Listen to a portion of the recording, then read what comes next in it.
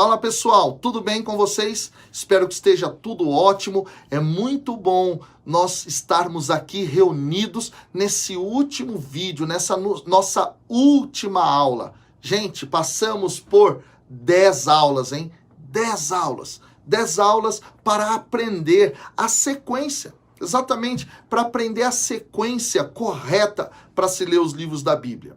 Nós chegamos ao momento do Império Romano. Esse vai ser o primeiro tópico dentro dessa nossa última aula. Depois nós vamos tratar de um segundo tópico, que é como é que eu vou fazer para ler os livros, não é? Os outros livros que não foram citados na sequência. E depois, por fim, nós vamos falar sobre o conteúdo mais importante dessa aula, que é o propósito revelado por Deus em Jesus. Beleza? Então vamos lá. Quando eu estava dentro do meu processo de pregador, do meu processo de anúncio da palavra de Deus, eu sofria muito em não conhecer todos os períodos da história de Israel. Eu tinha lido a Bíblia algumas vezes já, eu não sabia por que eu não entendia. Até que, quando eu comecei o meu processo de estudo, eu avancei até chegar hoje onde eu estou. Hoje eu sou, doutorando dentro da teologia bíblica, eu sou professor na faculdade de teologia, eu dou aula de grego, de hebraico, de história de Israel e de evangelhos sinóticos, de Antigo e Novo Testamento, enfim. Depois que eu aprendi isso, minha vida simplesmente mudou. Simplesmente teve uma nova guinada. O meu ministério começou a crescer. As formações que eu dava começaram a crescer. E hoje, com esse conteúdo, com esse conhecimento, gente, Deus me levantou para pregar a palavra de Deus por todo mundo. É muito bacana isso. Eu queria compartilhar isso com vocês. Mas vamos lá. Olha só. Nós temos então o período romano. E esse período romano começa em 64 a.C. com o general Pompeu.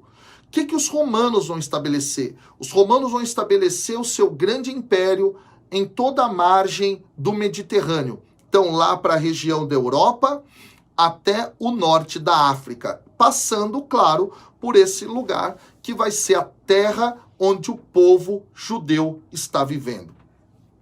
Dentro desse período romano, o que nós teremos dentro do ponto de vista da dominação romana? Nós teremos os romanos cobrando pesados tributos para que os povos pudessem viver, entre aspas, em paz. Então, o que vai acontecer? Os romanos vão colocar na sua terra seus representantes. Esses representantes podem ser alguns reis da região, podem ser alguns procuradores, alguns governadores, enfim, cada região tinha sua particularidade, mas Roma não deixava de ter alguém para tomar conta de uma determinada faixa territorial. E o que acontece nesse momento? No período de Jesus, menino, quando Jesus nasce, quem está no poder, colocado por Roma naquela região, é Herodes Magno, Herodes o Grande. Ele é aquele que o Evangelho cita, tá? Quando se fala da perseguição àquelas crianças, não é? que foi feita por ele, com medo de perder o poder. Então ele era o rei daquela região. Herodes morre, e ele deixa os seus filhos naquela região. E aí, na região da Galileia, vai reinar Herodes Antipas. É o Herodes Antipas que vai, de alguma forma, iludido pela sua amante Herodíades, matar João Batista. Exatamente. Vai matar João Batista. E os outros filhos de Herodes? Os outros filhos de Herodes, eles não eram assim tão firmes no governo. Então Roma vai colocá-los de escanteio e vai estabelecer lá no sul, na região da Judéia, um procurador, né? E depois de alguns procuradores, chegamos até Pôncio Pilatos. Entenderam agora? Então, lá na Galileia, nós temos Herodes E no sul nós teremos aquele procurador Pôncio Pilatos, que é aquele mesmo que lava as mãos, você conhece a história. O que vai acontecer? Esse poder político vai se atrelar ao poder religioso, dando ao poder religioso a liberdade. Quem está no poder religioso? O Sinédrio. O Sinédrio era um conjunto de homens que era um conselho que governava a religião. Dentro desse Sinédrio, o chefe será o sumo sacerdote. E qual vai ser o discurso religioso nessa época? Praticamente a repetição daquele discurso da lei. Se você não viver segundo as leis, sobretudo as leis de pureza, você é impuro, e se é impuro precisa ir para o templo e precisa pagar um sacrifício. Jesus, ele olha para essa situação. E Jesus vai agir querendo revelar que a vontade do Pai não era que as pessoas se relacionassem com ele de uma forma dura, de uma forma pesada, de uma forma legalista extrema. Mas ao contrário, que tivesse uma relação profunda de amor com Deus Pai. E aí, nesse momento, Jesus ele vai, com a sua pregação, mostrar essa vontade amorosa de Deus, que tristemente alguns acabaram distorcendo. E é nesse sentido que a gente entende algumas atitudes, algumas palavras de Jesus, como por exemplo, aquela que ele dá para aquele paralítico que é colocado na frente dele, quando esse paralítico é descido do teto, colocado na frente dele. Jesus diz o que para ele? Jesus diz assim, escuta, para mostrar que o Filho do Homem tem poder de perdoar os pecados, ou seja, de purificar, pega a tua maca e anda. Ou seja, você é purificado gratuitamente. Você não precisa pagar um centavo por isso. Você recebe a graça de Deus. E aí a gente entende agora a pregação de Jesus e aquilo que os evangelhos falam a respeito do Mestre. Ele vai ser o Cordeiro de Deus. Cordeiro de Deus é o sacrifício que tira o pecado do mundo. Ou seja, ele ao morrer com seu sangue, deu a graça de todos aqueles que eram considerados impuros segundo a lei, de terem novamente aliança com o Pai, aliança com Deus, uma aliança amorosa. E essa pregação de Jesus é a pregação que ele realiza do reino de Deus. E aí eu quero que você se lembre lá das nossas primeiras aulas, quando nós falávamos que no sistema tribal quem reinava era Deus, mas o povo quis colocar um rei humano. O que Jesus está fazendo? Ele está retomando essa história, está retomando essa tradição, está retomando essa teologia lá do Antigo Testamento e dizendo, eu vim aqui para pregar o reino de Deus. Olha que coisa maravilhosa. Olha como o evangelho salta aos nossos olhos vivo quando a gente entende o Antigo Testamento. E aí agora a gente quer responder, não é a pergunta. Ora, mas então vamos lá, João Cláudio, e os outros livros que eu preciso ler para entender o Antigo Testamento, como é que eu faço? Aí que eu quero dar a dica. Os livros que nós não citamos aqui, tá? Eles estão dentro da história de Israel. Eles estão dentro desse processo, né, linear da história. E aí, gente, deixa eu falar uma coisa para vocês que é fundamental. Quando você entende essa linha histórica, você vai entender, por exemplo, o período no qual o profeta Amós viveu. Por exemplo, e aí eu quero pegar aqui para vocês, na Bíblia, só para mostrar como é que a gente pode fazer esse processo tão importante aí de estudo bíblico. Se você pegar, né, lá o texto de Amós, capítulo 1, versículo 1, você vai ter assim, ó. Palavra do Senhor, dirigida a Deus, não é? Para Amós. Então tá assim, ó, palavras de Amós, um dos criadores de Tecoa, o que ele viu contra Israel. Israel é o quê? Reino do Norte, no tempo de Osias. Olha só, rei de Judá, no tempo de Jeroboão, filho de Joás, rei de Israel, 2 anos antes do terremoto. O que eu estou querendo mostrar? Se você quiser conhecer Amós, basta você ler aqui a referência de quando ele viveu, sob qual rei se deu o seu ministério. E aqui ele está dizendo, olha só, no tempo de Osias, rei de Judá, no tempo de Jeroboão, filho de Joás, rei de Israel. Gente, tá a chave aqui. Então quer dizer que eu não posso ler Amós sem conhecer como é que foi o reinado de Osias. Eu não posso ler Amós sem conhecer o reinado de Jeroboão. Então o que eu estou querendo mostrar? Uma vez que você lê aqui Amós, você precisa voltar lá no livro dos reis e procurar os reis que estão sendo narrados aqui, que são referenciados aqui. Veja bem, quer ver, ó? Vamos pegar aqui, ó, o livro de Oséias. Deixa eu voltar aqui, ó, o livro de Oséias. No livro de Oséias, capítulo 1, versículo 1, você tem assim, ó, palavra do Senhor que foi dirigida a Oséias, filho de Beere, no tempo de Osias, Joatão, Acás, Ezequias, reis de Judá. Uau! No tempo de Jeroboão, filho de Joás, rei de Israel. Uau! Tá aqui a chave.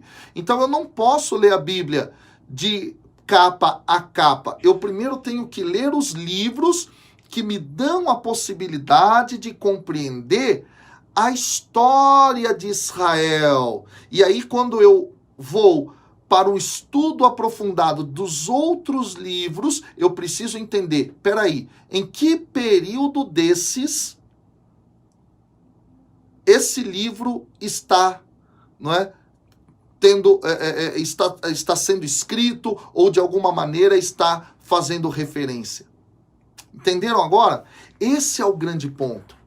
Mas a maioria das pessoas não sabe disso e vão viver sua vida na ignorância.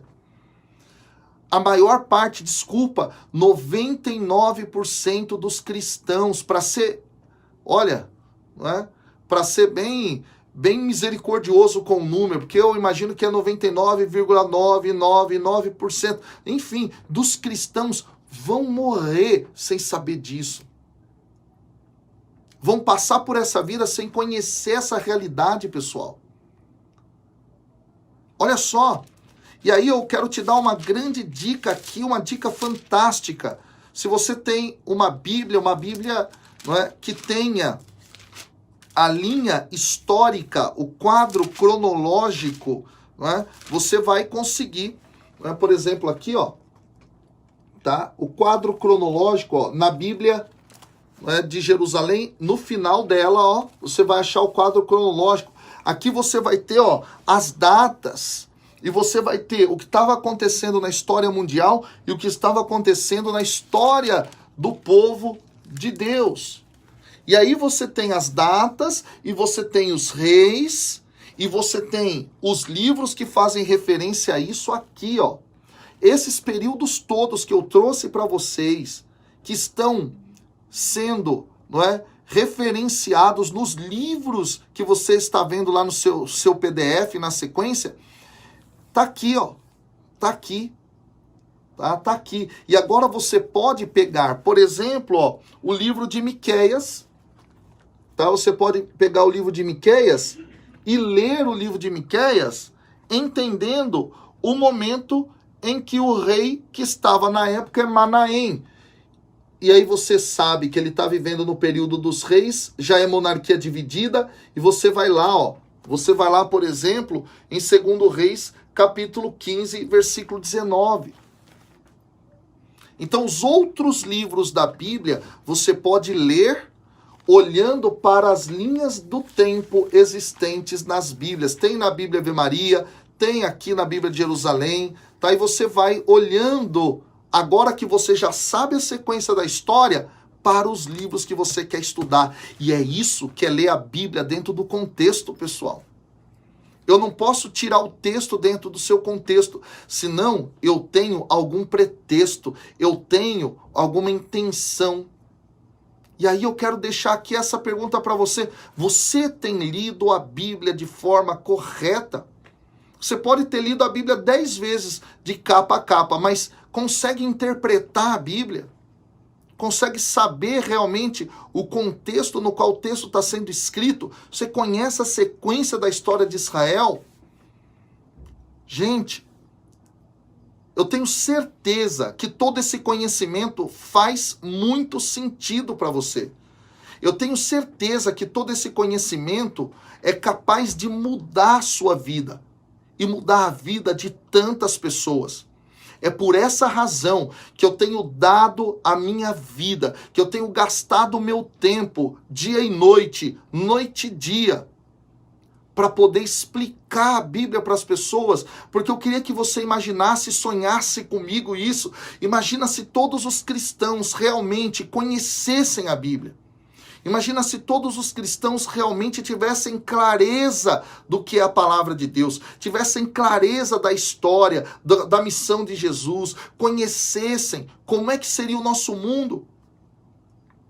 E se você realmente é alguém comprometido com isso, se você é realmente alguém que ama a palavra de Deus, que ama Jesus, que ama a Deus, que se diz cheio do Espírito Santo, você tem que sonhar com isso. Porque é esse o chamado de Jesus para nós. Ide por todo o mundo e pregai o evangelho a toda criatura. E, gente, para entender o evangelho tem que entender a palavra. Tem que entender a Bíblia. É nesse sentido que eu tenho colocado a minha vida à disposição nas minhas redes sociais para ensinar as pessoas todos os dias. E dentro de um grandioso chamado que Deus me fez. Por quê? Porque eu já viajei praticamente todos os estados do Brasil. Eu já tive a graça de pregar em diversos países da América Latina, América do Norte, Europa. Tive chamados para a África.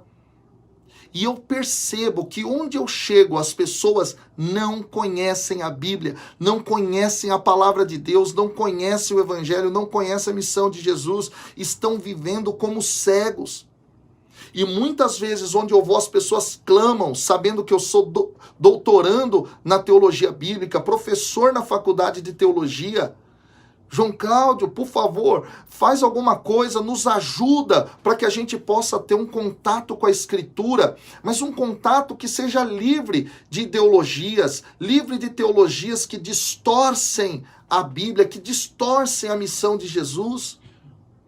E aí eu quero dizer, meu irmão, diante desses diversos chamados, depois de ter pregado para milhões, eu posso dizer isso, ter impactado mais de 1 milhão de pessoas, eu estou dentro de uma visão de formar uma comunidade de leitores que amam a Bíblia, de pessoas que queiram estudar essa palavra e propagá-la. Não só estudar, guardar para você não, mas propagar esta palavra para os 4 cantos do mundo. Dentro disso, para que eu possa levar a cabo a minha missão, para que eu possa levar a cabo este processo de levar o evangelho a toda criatura, nós estamos usando as redes sociais, nós estamos usando os meios eletrônicos, as tecnologias novas. Por quê, meu irmão? Porque a gente está vendo tanta porcaria, a gente está vendo tanta coisa que não presta. Vamos fazer o que presta e vamos impulsionar tudo isso para levar cada vez mais pessoas à visão coerente, correta daquilo que é a vontade de Deus em Cristo Jesus para a humanidade. Por essa razão é que eu estou aqui fazendo esse grandioso convite, mais que isso, uma convocação para você. Vamos juntos levar a palavra de Deus, vamos juntos nesse propósito, e eu vou até o fim, eu vou me gastar, eu vou derramar meu suor, eu vou derramar minhas lágrimas se for preciso, eu vou derramar o meu sangue se for preciso, para levar a Bíblia, a palavra de Deus verdadeira, sem distorções, para toda a humanidade.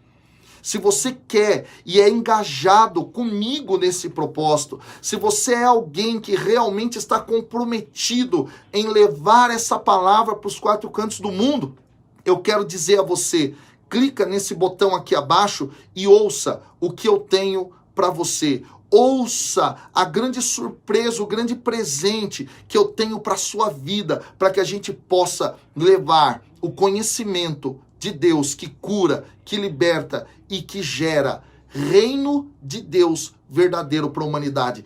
Clica aqui, corre lá. Deus tem algo preparado para nós. Deus abençoe. Vamos juntos espalhar a Bíblia. Clica aqui, eu te espero lá do outro lado.